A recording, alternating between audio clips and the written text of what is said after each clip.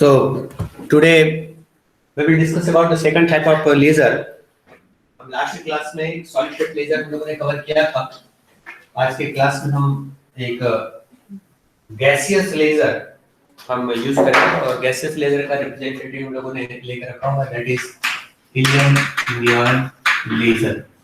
So today we will discuss about this second type of laser that is the helium neon laser. नाम से ही लग रहा है इसमें हीलियम और नियॉन दो गैस मिक्सर यूज किया जाता है.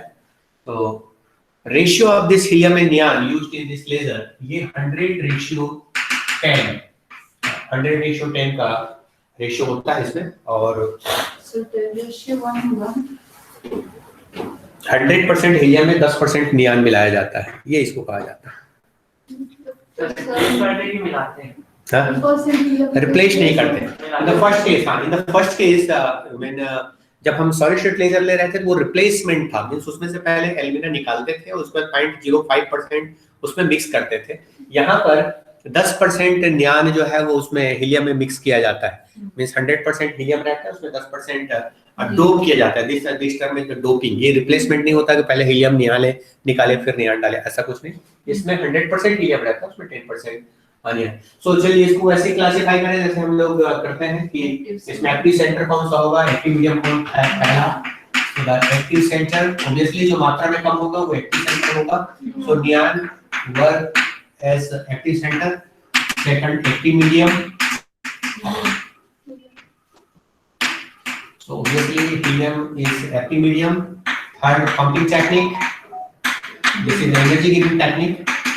So in the pumping technique we will use, हमने during pumping technique बताया था कि gaseous laser में कौन सा pumping technique use करते हैं, and that is electric arc method. So electric arc method, and the important component that is the optical resonator, that is the fabricated resonator, and this is the crucial part एक होना ही है. And fifth mechanism के लिए pumping level. So this is actually the software, and the pumping level it is 4-level system. ये इसके outlines हैं इस helium neon laser का, जिसमें एक्टिव सेंटर नियॉन यूज किया जाएगा, एक्टिव मीडियम हीलियम, और फिर pumping technique that is the electric arc method, and optical resonator obviously this is the important part, and pumping level this is the 4-level system. कोई reason है कि हम लोग वो मेटल्स को यूज करते हैं? क्या बोलते हैं हीलियम नियॉन ज़ेनॉन ये सब एक ही ग्रुप में आते हैं ना. Noble gases. सो इसका कोई रीजन है कि हम नोबल गैसेस को यूज कर रहे हैं? तुम बताओ कुछ रीजन होगा. नोबल गैसेस तो शायद उनके इलेक्ट्रॉन आपस में मतलब ऑर्बिटल रिएक्शन नहीं होता, और इसके साथ एक ये है कि पॉजिटिव और नेगेटिव दोनों आयंस बन सकते हैं, है ना. मेन रीजन ये है कि इसमें पॉजिटिव आयंस नेगेटिव आयंस दोनों क्रिएट हो सकते हैं. सो Now next step is optical resonator में आप क्या लिखे थे? ऑप्टिकल रेजोनेटर जस्ट मैंने एक राइट का निशान लगाया था कि ऑप्टिकल रेजोनेटर फैब्रिकेटेड रेजोनेटर हम इसमें यूज करते हैं. Okay, so next one is neat and clean diagram with proper nomenclature. तो यहाँ पर भी मैं जैसे लास्ट क्लास में मैंने कहा था कि जो डायग्राम हो सकता है वो डिफरेंट बुक्स में डिफरेंट दिया जा सकता है depending on the type of application. तो यहाँ पर भी मैं तुम्हारे क्षीर सागर की बुक से ही ये डायग्राम ले रहा हूँ. मुझे पता नहीं क्यों वो डायग्राम अच्छा लगा. बस ये है कि उस डायग्राम में सारे कंपोनेंट्स क्लियरली मेंशन होना चाहिए, ध्यान में रखा. और साथ ही साथ इस डायग्राम को ड्रा करते समय थोड़ा सिमेट्रिसिटी इसको थोड़ा ध्यान में रखिएगा, अदरवाइज इधर कुछ टेढ़ा मेढ़ा कुछ बनता है वैसा नहीं बनाना है ना. चलिए, so ready to make the diagram. So this is one special shaped glass tube, क्योंकि ट्रांसपेरेंट ग्लास ट्यूब होना है जिसमें गैस भरना है. So this is the left part of this glass tube, and in the same size try to make a symmetric glass tube in the second side. देखो identical दिखे तो अच्छी बात है, नहीं दिख रहा है तभी तुम लोग बनाना. तो स्केल वगैरह का यूज करोगे तो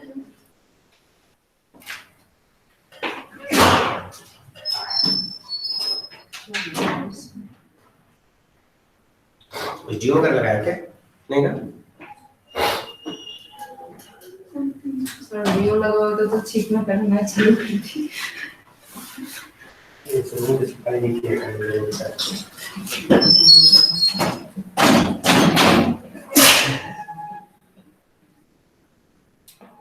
चेयर रखती जैसे स्मेल आ रही है। बेटा आ गया।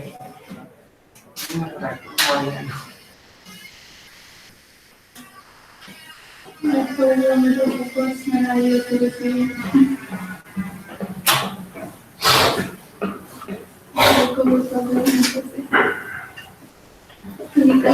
Okay, so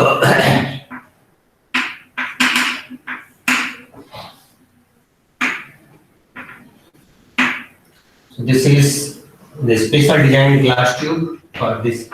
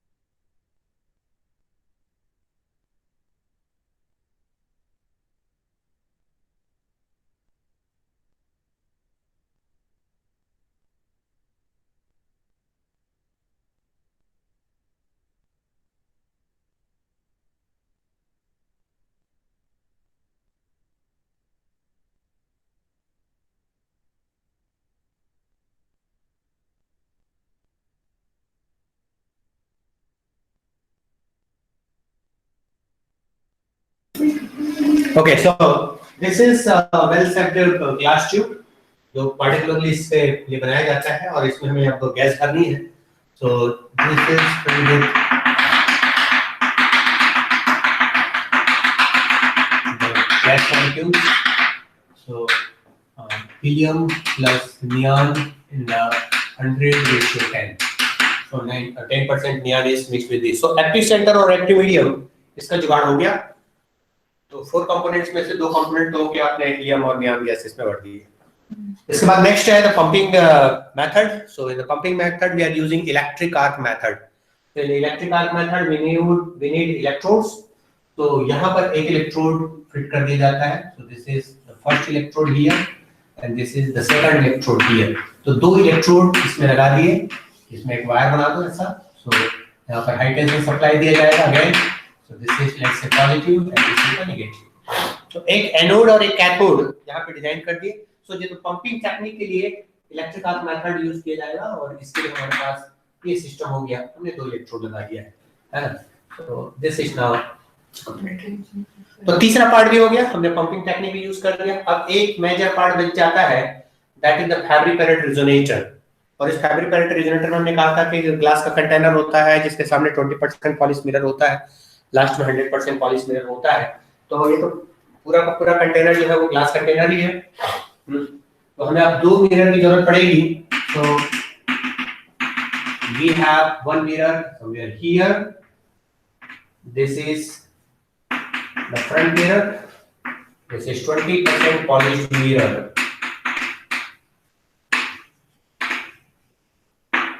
And the second part here, these are the coaxial symmetric mirrors. So this is the 100% polished mirror. So 100% polished mirror. Sorry, या टू सेंटर्ड फोकसिंग पॉइंट जो मिरर जो रहते हैं उस मिरर में फोकसिंग पॉइंट ये रहता है, सेंटर्ड रहता है, इसलिए यहाँ पर इसको ऐसे बना दिया गया है।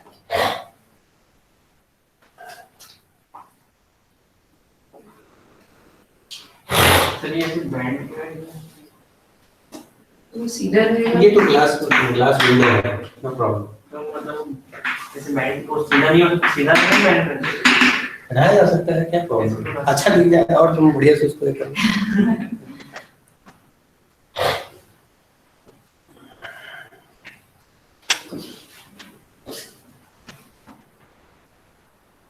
Okay, so the setup is complete. इसमें वो सारी कंपोनेंट्स हो गया।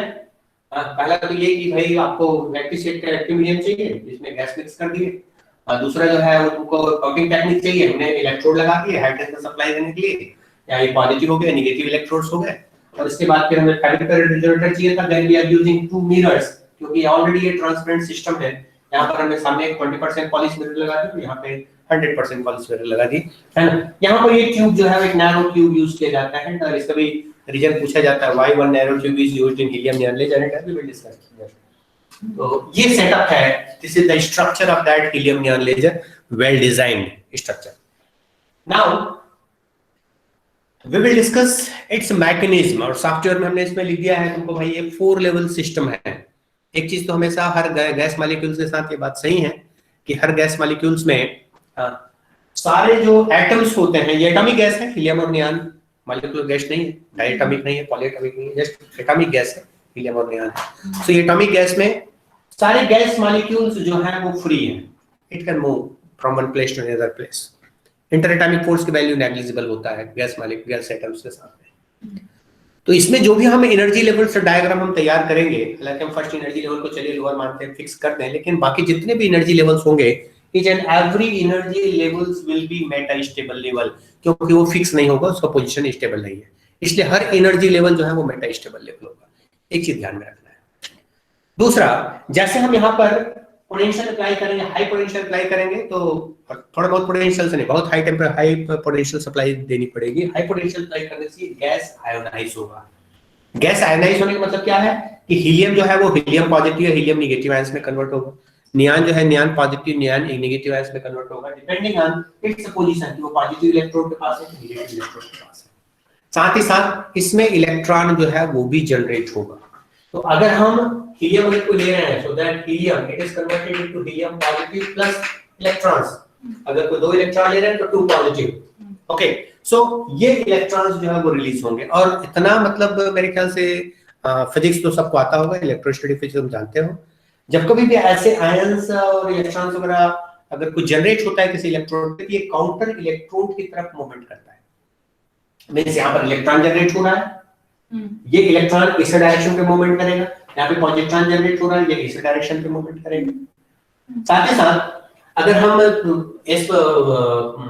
इसकी वेट की बात करें, मास की बात करें, तो electron, mass of electron it is less than mass of helium and this is less than mass of neon. Mass के अगर हम बात करें, अगर तो हम आयंस की बात करते हैं, नेगेटिव आयंस या पॉजिटिव आयंस।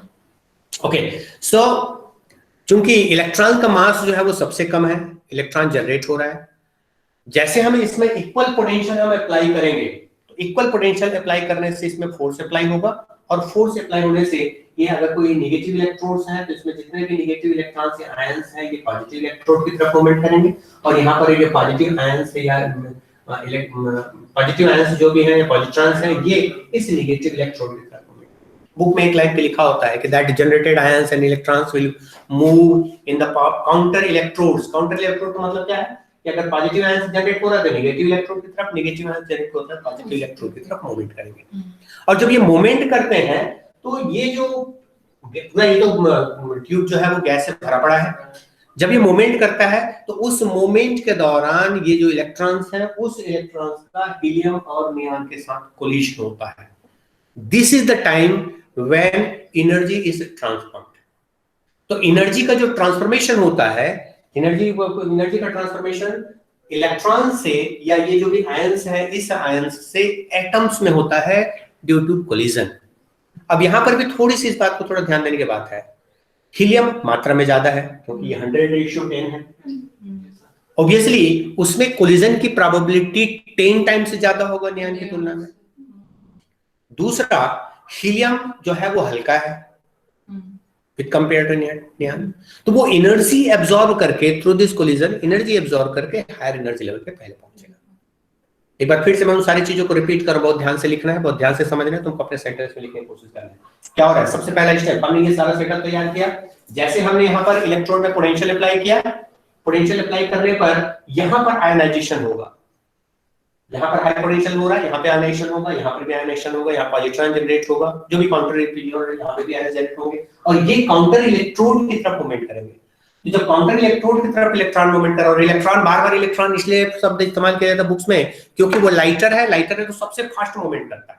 उसके पीछे पीछे हीलियम रहेगा, हाई हीलियम आयंस रहेंगे, उसके पीछे नियान आयंस रहेंगे, क्योंकि फोर्स तो आइडेंटिकल लग रहा है लेकिन चूंकि मास कम है इसलिए इलेक्ट्रॉन सबसे सामने रहता है। इसलिए हर बार ये कह दिया जाता है कि इलेक्ट्रॉन जो है वो रास्ते में आने वाले जो भी हीलियम और नियान है उसके साथ कोलिजन करता है क्योंकि उसकी प्रोबेबिलिटी ज्यादा होती है। क्वांटम मैकेनिकल फेनोमेना यहाँ पर भी आ रही है। ओके, सो इलेक्ट्रॉन फास्ट मूवमेंट कर रहा है, आयंस भी फास्ट मूवमेंट कर रहा है उसके पीछे पीछे। ये जो भी पाथ में आने वाले हीलियम और नियान के जो एटम्स हैं उनके साथ उसका कोलिजन होता है और इस कोलिजन के दौरान एनर्जी का ट्रांसफर होता है from electron to that atom, from that ions to that atom. और यहाँ पर कोलिजन की प्रोबेबिलिटी हीलियम के साथ ज्यादा है क्योंकि ये मात्रा में 10 टाइम्स ज्यादा है, साथ ही साथ ये लाइटर है, इसलिए हीलियम एटम जो है वो पहले हायर एनर्जी लेवल पे पहुंचता है। चलिए अब मैं इसको एनर्जी लेवल डायग्राम से इसको समझने की कोशिश करें। एनर्जी लेवल डायग्राम बनाते हैं। क्या चीज का? हाँ, बाकी ट्यूब्स में भी हीलियम और नियॉन के गैसेस हैं कि वो खाली है? पूरा भरा हुआ है भाई। ऐसा तो है ना कि ऐसा यहाँ पे कहीं पे कोई नोजल कहीं पे लगाया नहीं है कि कहीं से गैस बाहर निकल रहा है कैसे। इसमें पूरा है with the same density, identical density से पूरा है, तभी तो यहाँ पर ये आयनाइज हो रहा है हीलियम और नियॉन। सर जिसमें एनोड लगा है उसमें भी हीलियम और नियॉन है मतलब? यस, इसमें भी हीलियम नियॉन है, इसमें भी है, इसमें पूरा ये तो ट्यूब है ना, इंटरकनेक्टेड ट्यूब है। और गैस मॉलिक्यूल्स, गैस एटम्स है, गैस एटम से मतलब वो तो भर जाएगा। तुम कहीं से भी अगर कोई गैस भरने की कोशिश करो तो ये सब यूनिफॉर्मली डिस्ट्रीब्यूट हो जाएगा आइडियल डेंसिटी से। तो गैस की प्रॉपर्टी होती है ना। आप अगर कोई गैस ऐसा नहीं होगा कि यहाँ पर इसकी डेंसिटी ज्यादा होगी, यहाँ पे पूरा यूनिफॉर्म डेंसिटी से। एंड इवन चूंकि हम 10% हीलियम नियॉन मिक्स कर रहे हैं वो भी सिमेट्रिकली होमोजेनियसली मिक्स हो जाएगा। ऐसा नहीं कि कहीं पर नियॉन की मात्रा ज्यादा होगी कहीं पे नियॉन की मात्रा कम होगी, नहीं, वो होमोजेनियसली डिस्ट्रीब्यूट हो जा रहा है। ठीक है, so the homogeneous mixture of helium and neon is present in this tube. Okay, now give the attendance with in 2 minutes। So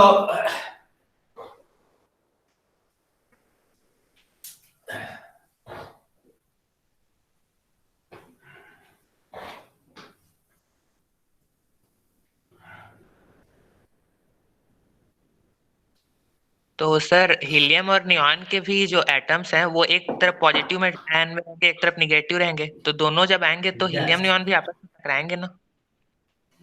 obviously there is some probability, इसलिए मैंने कहा कि क्वांटम मैकेनिकल फेनोमेना है, लेकिन मोस्ट प्रोबेबल जो conditions होते हैं उसको हम काउंट करते हैं।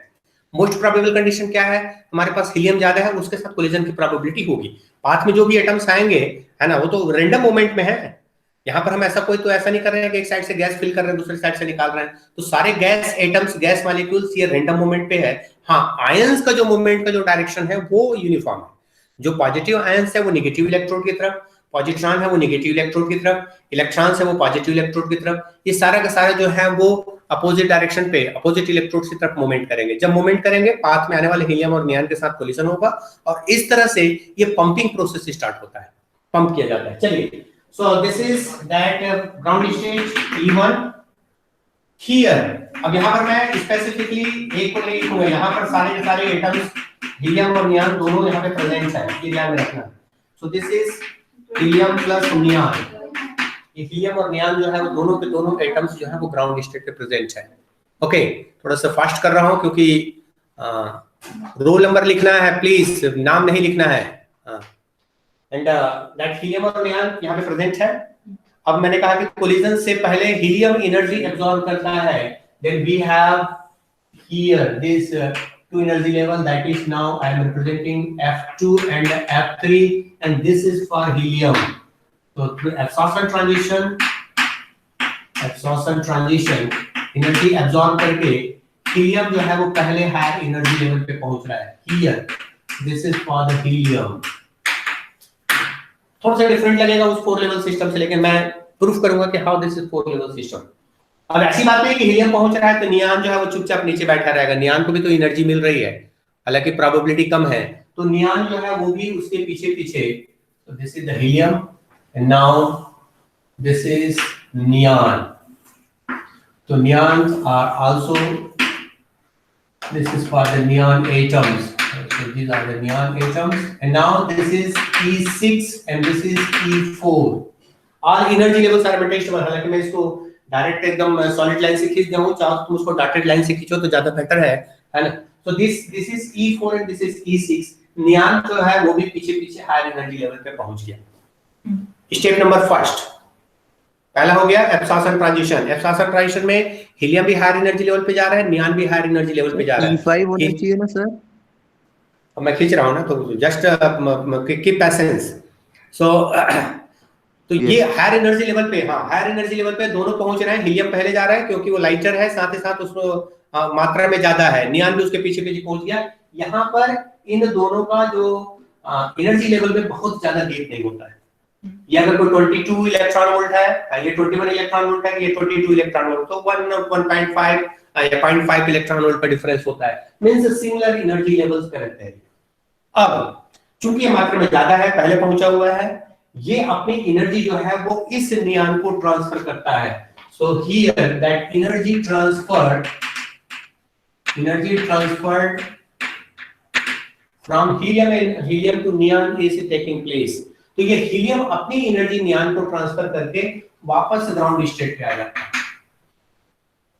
कहने का मतलब ये है कि नियान जो है, हीलियम जो है वो लेजर डायरेक्टली नहीं दे रहा है, ये पंपिंग कर रहा है, हेल्प कर रहा है एनर्जी देने में। पहले उसने क्या किया कि नीचे ट्यूब से एनर्जी एब्जॉर्ब किया, कोलिजन से एनर्जी एब्जॉर्ब करके हायर एनर्जी लेवल पे पहुंचा, साथ ही साथ ये नियान जो है वो भी हायर एनर्जी लेवल पे पहुंचा, और यहां जाने के बाद फिर ये हीलियम और नियान चूंकि एनर्जी लेवल लगभग आइडेंटिकल है, ये अपनी एनर्जी नियान को ट्रांसफर करके वापस आ जाता है नीचे। ग्राउंड स्टेट में आने के बाद फिर से एनर्जी एब्जॉर्ब किया, फिर से हायर एनर्जी लेवल पे गया और नियान को फिर से एनर्जी ट्रांसफर किया फिर से। तो इस प्रकार से साइक्लिकली ये एनर्जी प्रोसेस में या पंपिंग प्रोसेस में एक्टिवली पार्टिसिपेट कर रहा है। Okay, now this neon is ready to give laser, क्योंकि मैंने कहा था कि हर एनर्जी लेवल में स्टेबल एनर्जी लेवल्स है। So here we have another energy level, this is E5, this is E3, there will be E2. These are different energy levels and all these energy levels are metastable energy levels. Remember this. So मैं यहाँ पे 6 line खींच रहा हूँ नियान के लिए, है ना? Starting from this one ground state, this is E2, E3, this is E4, E5, E6, and now population inversion condition is maintained in between different energy levels. So किसके बीच में population inversion condition maintain होता है? We have to write. So the population inversion condition, most probable condition है, population inversion condition is maintained in between E6 and this is E1, E2, E3, E4, E5. Okay. E6. So E6 and E5, and this is E6 and E3, and this is E4 and E3. These are different energy levels जिनके बीच में population inversion condition maintain होता है। तो we have 3 sets of energy levels जिनके बीच में population inversion condition maintain होगा। In between this E6 and E5, second with this E6 and E3, this E4 and E3, इनके बीच में population inversion condition maintain होता है।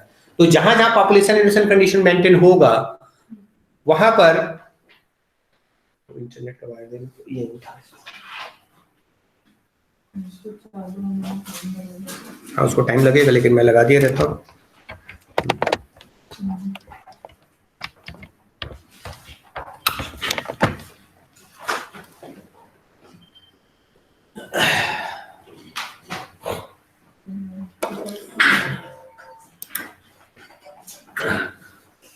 Okay, so just I am repeating, एक बार फिर से इसको ओवरव्यू कर रहा हूँ, बहुत ध्यान से इसको समझने की कोशिश करना। उस ट्यूब के अंतर्गत क्या क्या हो रहा है, जैसे हमने इलेक्ट्रोड्स के बीच में पोटेंशियल अप्लाई किया, आयंस क्रिएट हुए, इलेक्ट्रॉन्स क्रिएट हुए, ये काउंटर इलेक्ट्रोड की तरफ मूवमेंट करता है और इस मूवमेंट के दौरान हीलियम और नियॉन एटम्स के साथ उसका कोलिजन होता है और हीलियम और नियॉन के साथ कोलिजन करने के बाद अपनी एनर्जी को हीलियम और नियॉन को प्रोवाइड करता है।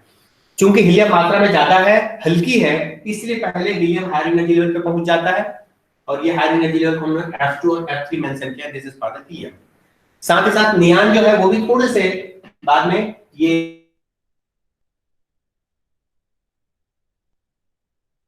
सर अटक गया।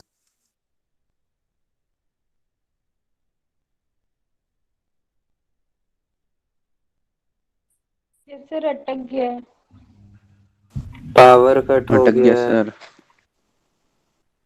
पावर कट हो गया।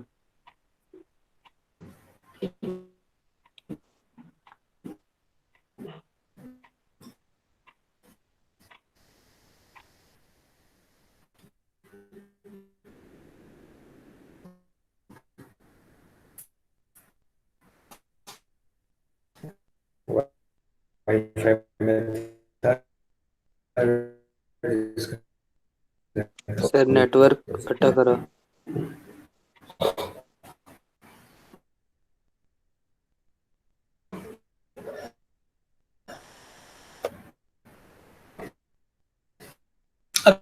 यहाँ हायर एनर्जी लेवल में चूंकि एनर्जी लेवल्स में ज्यादा डिफरेंस नहीं है, इसलिए हीलियम एक कोलिजन के through, this is elastic type collision, collision के थ्रू जो है वो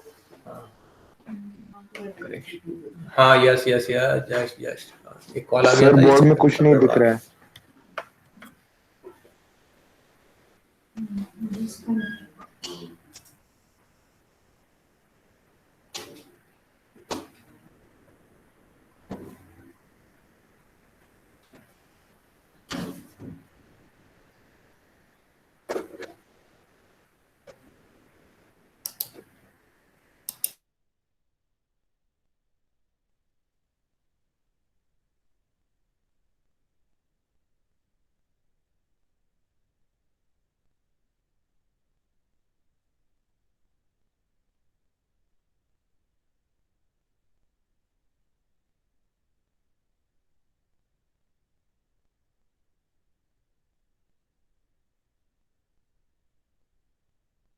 अटक गया क्या?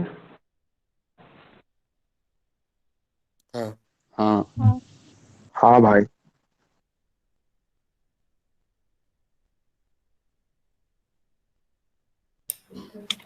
क्लास नहीं होगी क्या? हो गया? चलिए। Okay, so now population relation conditions maintained in between E6 and E5, E6 and E3, and then this E4 and E3. ये 3 sets of हमारे पास एनर्जी लेवल्स है जिनके बीच में पॉपुलेशन रिलेशन कंडीशन मेंटेन होता है, और जैसे ये पॉपुलेशन रिलेशन कंडीशन जहां पे मेंटेन हुआ है वहां पे हमें एक्सटर्नल फोटॉन फैब्रिकेटेड रेजोनेटर्स मिलता है, तो ये हमें लेजर देना शुरू कर देते हैं, और ये डिफरेंट लेवल्स पर यहाँ पर in this energy level we are getting the laser of 3.39 micrometer. इस wavelength का लेजर यहाँ से हमें मिलता है, this is one set of laser, so that is 3.39 micrometer, एक लेजर यहाँ पे मिलता है। सेकंड, एक पॉपुलेशन रिलेशन कंडीशन मेंटेन हो रहा है, यहाँ पर हमें लिखेंगे that is 3.39 माइक्रोमीटर का लेजर मिल रहा है, this is in the not visible, ये विजिबल रेंज पे नहीं है, ये फार आईआर रेंज पे है, ये दिखाई नहीं पड़ता, इनविजिबल लेजर है, फार आईआर रेंज पे ये लेजर हमें मिलेगा।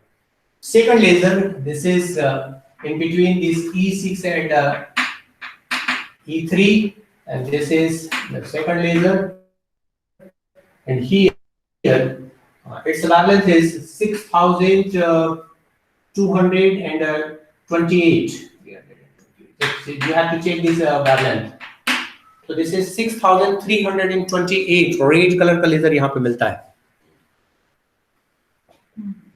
And the third one, this is in the visual range 6,328 ingstrom. Just you have to check this wavelength. Right? अरे बस चलिए, मैंने वही काम कर रहा हूँ।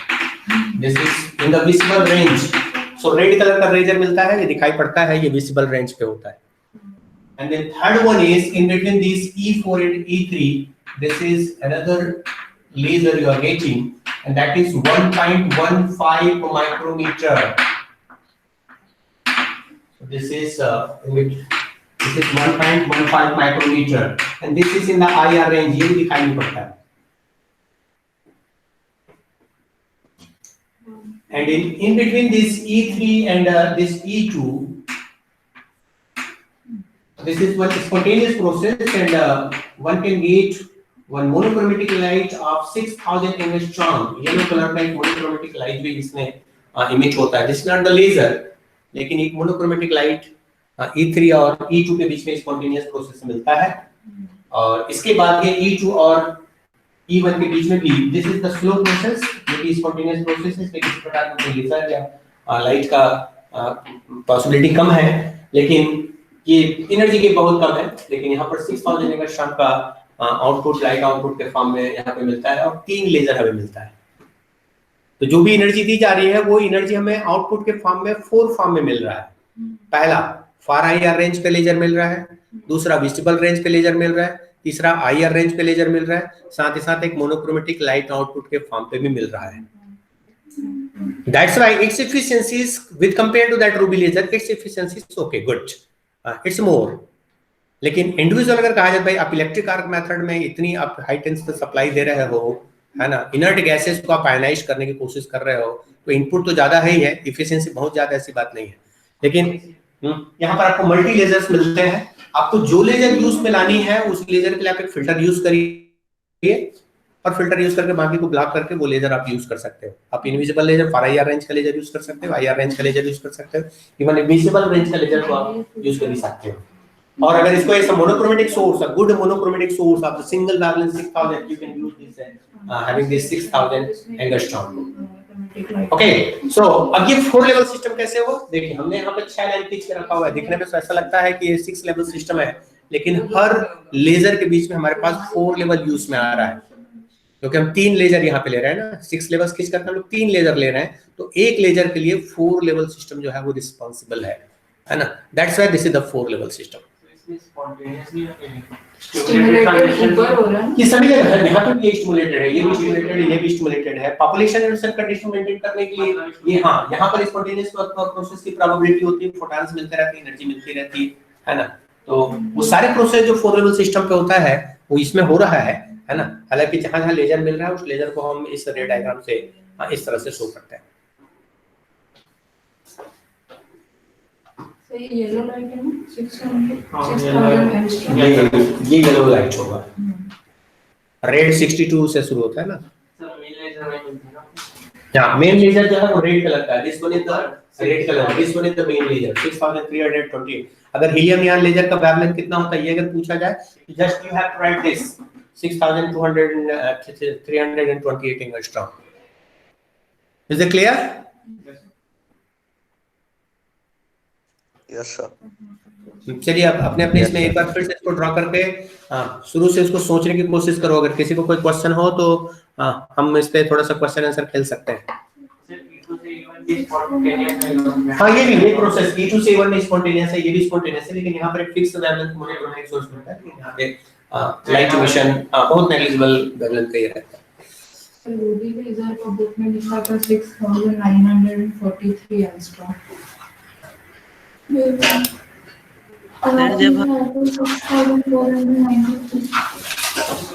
हमारे इसमें वो जितने लोगों ने रोल नंबर दिया होगा मेंशन होगा ना, इसमें तो मैं बाहर निकल गया, तो बाहर निकल गया। इसमें मेरे इसमें कमेंट्स पूरा डिलीट हो गए। सर मैंने स्क्रीनशॉट लिया है सर। अरे तो ज्वाइन करें तो कमेंट्स से पहले नहीं, मेरे में जो तुम लोगों ने स्क्रीनशॉट है। अटेंडेंस तुम लोगों ने दिया है वो अटेंडेंस स्क्रीनशॉट कमेंट बॉक्स पे स्क्रीनशॉट लिया था मैंने। तो फिर से बोल दिया ना। हाँ, लिया हो तो उसको भेज देना, तो ठीक है। Okay sir. कमेंट बॉक्स का स्क्रीनशॉट भेज देना। एक्चुअली बीच में मेरे नेटवर्क इशू आया ना, तो अभी मेरे चैट बॉक्स में कोई मैसेज नहीं है, तो हमारा सबका अटेंडेंस 0 हो गया फिर आज का। ठीक है सर। कल तो रिकॉर्ड भी तो हुआ ना। 6000 एंगस्ट्रॉम वाला मोनोक्रोमेटिक लाइट निकलेगा कि तो फिर से बोल दिया। ये मोनोक्रोमेटिक, हाँ, this is monochromatic, this is not laser, remember this is ordinary light. Monochromatic light. Sir की रिकॉर्डिंग बंद हो गई है सर। नहीं, रिकॉर्डिंग से नहीं। रिकॉर्डिंग बंद है। सर जो हम लोग रिकॉर्डिंग में मिल जाएगा। फोटोन के लिए कोई सोर्स नहीं लगाया सर? किस फोटोन के लिए सोर्स नहीं लगाया है? सर यहाँ पर emission रेंडम देखिए रेंडम भाई, यहाँ पर जैसे ये हायर एनर्जी लेवल एक लोअर एनर्जी लेवल है, स्पॉन्टेनियस प्रोसेस को हम कहीं पर भी इग्नोर नहीं कर सकते। यहाँ पर स्पॉन्टेनियस प्रोसेस होगा ही, अगर स्पॉन्टेनियस प्रोसेस होगा तो फेब्रिक रेजोनेटर के लिए फोटोन का जो जुगाड़ हो जाएगा इसमें, ठीक है। हम तो हर बार कहते हैं ये depends on that time period at higher energy level. कहीं पर भी टाइम पीरियड हायर एनर्जी थोड़ा सा ज्यादा हुआ तो ये स्पॉन्टेनियस प्रोसेस शुरू हो जाता है। स्पॉन्टेनियस प्रोसेस शुरू हो रहा है जिसमें स्पॉन्टेनियस प्रोसेस से फोटॉन्स मिल जाएंगे, जो कि आपको ऐसा स्विचिंग फोटॉन काम करेगा for the stimulation process. Actually क्या है, हर स्टेप को, ये मल्टी स्टेप फेनोमेना है, तो हर स्टेप को हम लोग डायग्राम के जरिए से नहीं समझा पा रहे हैं। जो मेन जो चीजें रहती हैं, है ना, यहाँ पे मैं 6 लेवल हमने पे किए हैं, may be more than 6 lines हो सकता है, लेकिन जो मोस्ट प्रोबेबल लाइंस है जिनके बीच में हमें लेजर मिल सकता है उसको यहाँ पे मेंशन किया गया है। ओके, सो इस पे क्या लिखोगे? You will get continuous laser, you are get multi wavelength laser in the different region. आपको बहुत सारे लेजर्स मिल रहे हैं अलग अलग आईआर रेंज पे, फार आईआर रेंज पे। Even you are getting that one monochromatic light, इसको भी आप मेंशन कर सकते हैं। साथ ही साथ इसकी efficiency, its efficiency is more than 3 level system. Sir वो बिजली वाला लेजर सिलेबस में नहीं है क्या? कौन सा वाला? वो जो 20-20 रुपए में मिलता है जो अभी पढ़ाएंगे ना हम, 20-20 रुपए मिलता है उसको, सेमीकंडक्टिंग लेजर। नहीं, that semiconducting laser in the next class I will discuss. Okay sir. So in order to understand that mechanism of semiconducting laser, उसके लिए हम लोग बैंड थ्योरी यूज करेंगे। उसके लिए 3 लेवल सिस्टम 4 लेवल सिस्टम काम नहीं आएगा, उसके मैकेनिज्म के लिए हम लोग को बैंड थ्योरी पढ़नी पड़ेगी। सो तुमको थोड़ा सा क्लियर होनी चाहिए बैंड थ्योरी, है ना, कि क्या होता है एनर्जी बैंड डायग्राम, क्या होता है, कितने प्रकार के बैंड डायग्राम बनते हैं। पढ़े हो ना कंडक्शन में वैलेंस बैंड? हाँ सर इसमें हाई वोल्टेज में मेगा फिर भी कितना हाई वोल्टेज होता होगा? अब ये एक्चुअली जितने भी ऐसे रेडिएशन, आयोनाइजेशन, इस तरह की जब बातें की जाती है, तुम लोग लेजर वेजर में सब जो है वो किलोवाट में रहता है ना। 10,000, 20,000, 10,000 ऐसे अगर कोई किया जाए तो एक्सरेस वगैरह तक जनरेट करने के लिए रिस्पॉन्सिबल होता है। तुम लोग एक्सरेस वगैरह पढ़े हो, वहां पर जो एनर्जी रहता है दैट इज 5,000 किलोवाट से 10,000 किलोवाट एनर्जी लगता है। वैसे यहाँ पर भी ये किलोवाट्स में रहते हैं, क्योंकि ये इनर्ट गैस है। इनर्ट गैस को आयोनाइज करने के लिए बहुत हाई एनर्जी की जरूरत पड़ती है, आयोनाइजेशन पोटेंशियल बहुत ज्यादा होता है। इसलिए जनरली क्या होता है इस तरह की चीजों में, ये आजकल वो सेमीकंडक्टिंग लेजर क्यों एबंडेंट यूज में आ रहा है, क्योंकि एक बैटरी लगाओ, बटन दबाओ, लेजर मिलना शुरू, है ना। तो ऑर्डिनरी जो एप्लीकेशंस हैं उस एप्लीकेशंस में सेमीकंडक्टिंग लेजर, क्योंकि एनर्जी बहुत कम की जरूरत पड़ती है। बाकी इन चीजों के लिए हीलियम नियॉन लेजर हो गया, तुम्हारा रूबी लेजर हो गया, इन सब के लिए स्पेशल ट्रीटमेंट की जरूरत है। पंपिंग टेक्निक, या तो फ्लैश ट्यूब यूज कर रहे हैं, वहां पे भी हाई टेंशन सप्लाई लग रहा है, हाँ, क्योंकि फ्लैश ट्यूब में भी रेडान और जेनान वो भी इनर्ट गैसेस हैं, हाँ, उसको फ्लैश करना है, उसको भी आयनाइज करना है, एक प्रकार से समझ सकते हो। यहाँ पर भी हीलियम और नियॉन ले रहे हैं, ये भी इनर्ट गैसेस है, इसको भी आयनाइज करना है, तो इसके लिए भी हाई टेंशन सप्लाई की जरूरत पड़ रही है। तो ये इनपुट एनर्जी जो है वो इसमें ज्यादा से ज्यादा है ना, इसलिए इसकी एफिशिएंसी कम है। सेमीकंडक्टिंग के साथ ऐसा नहीं, इलेक्ट्रॉन और होल है ना। और तुम लोग बैंड वगैरह, तुम लोग पीएन जंक्शन डायोड पढ़े हो ना 12th क्लास में? पीएन जंक्शन डायोड पढ़े हो, इफ यू नो द उतना अच्छे से पीएन जंक्शन डायोड अगर तुम लोगों ने पढ़ा है तो मेरे ख्याल से इसका मैकेनिज्म समझ में आ जाएगा, है ना। अदरवाइज हीलियम नियॉन लेजर का, सॉरी सेमीकंडक्टिंग लेजर का मैकेनिज्म के लिए फिर मुझे बहुत सारा फिजिक्स खंगालना पड़ेगा, 2 लेक्चर लगेगा। Sir I will compare some devices, हां हमारे लिए इसको 2 लेक्चर में खत्म। हां बोलो ऋषभ। अभी तो हम लोग ये पढ़ रहे हैं कि एनर्जी लेवल के फॉर्म में पढ़ ले रहे हैं, लेकिन सर एक्चुअल में तो ये सब सारे जो चीजें हैं वो एक कंटेनर में होता होगा। फिर सर जो अलग अलग तेरी आवाज कट रही है तो अपना माइक ठीक कर। तो क्या क्या बोल रहा है मेरे अपनी समझ में आ रहा है। ये एनर्जी लेवल्स सर मैं फिर से बोलूं, मैं बोल रहा था अभी तो हम लोग एनर्जी लेवल के फॉर्म में पढ़ ले रहे हैं, लेकिन सर एक्चुअल में तो ये सब एक कंटेनर में होता होगा जहाँ पे अलग अलग जो एटम्स हैं वो रैंडमली कहीं पे भी होते होंगे। फिर वो अलग अलग फ्रिक्वेंसी की लाइट्स निकालते होंगे, तो अलग कैसे करते हैं? तो टाइप कर, समझे? तो इको हो रहा है। हाँ 150-200 रुपये खर्चा कर एक सर, माइक वो खरीद लिया फिल्टर की तो बात और कर रहा है सर। हाँ क्या कह रहे हैं? फिल्टर की मैसेज बात कर कर दो। रहा है कि अलग अलग फ्रिक्वेंसी की लाइट निकलेगी, तो हम लोग को स्पेसिफिक हाँ लाइट के लिए क्या करना पड़ेगा? तो एक जस्ट फिल्टर यूज करना पड़ेगा। तो मैंने पहले ही कहा कि जिस जो आउटपुट आपको चाहिए वो फिल्टर आप लगाइए, है ना, वो फिल्टर लगा के आउटपुट ले सकते हो, बाकी को ब्लॉक कर देगा वो। फिल्टरिंग सिस्टम है। हाँ या एक ऐसा सिस्टम रहेगा जिस सिस्टम पे आप, हाँ आप मुझे इतना वेवलेंथ का चाहिए तो मुझे वो IR रेंज के लिए यूज करना था, IR रेंज के लिए यूज करो। ये तो मल्टीपर्पज डिवाइस हो गया ना, इसीलिए तो हाँ IR फार IR रेंज दोनों रेंज का लेजर मिल रहा है, विजिबल लेजर मिल रहा है। सर इसका यूज तो बहुत रेयर होता होगा ना, क्योंकि इतना ज्यादा एनर्जी यूज करता है ये। यस आजकल मैक्सिमम जो लेजर सिस्टम जो जब तक कोई एक स्पेसिफिक एप्लीकेशंस में नहीं यूज करना है, हीलियम नियॉन और रूबी लेजर यूज नहीं करेंगे, ND आर्क लेजर यूज नहीं करेंगे। सिंपल लेजर जो सेमीकंडक्टिंग बेस्ड लेजर है, जो सस्ते में बनता है, जिसमें कम एनर्जी जिसको चलाया जा सकता है, वो लेजर यूज करते हैं। तो आजकल मोस्ट यूज लेजर है वो सेमीकंडक्टिंग लेजर है। Even electronic devices, semiconducting devices जो है मोस्टली यूज में इसलिए आ रहे हैं क्योंकि वो सस्ता पड़ता है ना, हीटिंग इफेक्ट कम होता है, हाँ ऑपरेटिंग वोल्टेज की जो वैल्यू होती है वो बहुत कम होती है, इसलिए वो यूज में आता है। हाँ तुम 20-25 रुपए में मार्केट में बेच दे रहे हो, हालांकि सही लेजर जो है वो 250-300 रुपए में ठीक ठाक मिलता है। बाकी तो ऐसे ही सिंपल सा लाइट सोर्स है। Anyway so I think I should start now. और कुछ question yes sir. Sir sir जैसे रूबी सर लेजर अब को इन ठंडा दोनों को करना पड़ता कंपेयर है। करके पढ़े क्या सर? क्या बोले आदित्य? सर इन दोनों को मतलब रूबी लेजर 3 लेवल सिस्टम का था और इसको ये 4 लेवल सिस्टम है। सर इन दोनों को कंपेयर करके पढ़े तो फिर सर शायद हमें ज्यादा अच्छे से समझ में आएगा दोनों का तो डिफरेंस। दोनों को कंपेयर, यस दोनों को कंपेयर करो, अगल बगल में रख लो और कंपेयर करके पढ़ो। Yes sir. ठीक है सर, लीव कर रहे हैं सर अब। Okay thank you. Thank you sir. Thank you sir. Thank you sir. Thank you sir. Sir आपको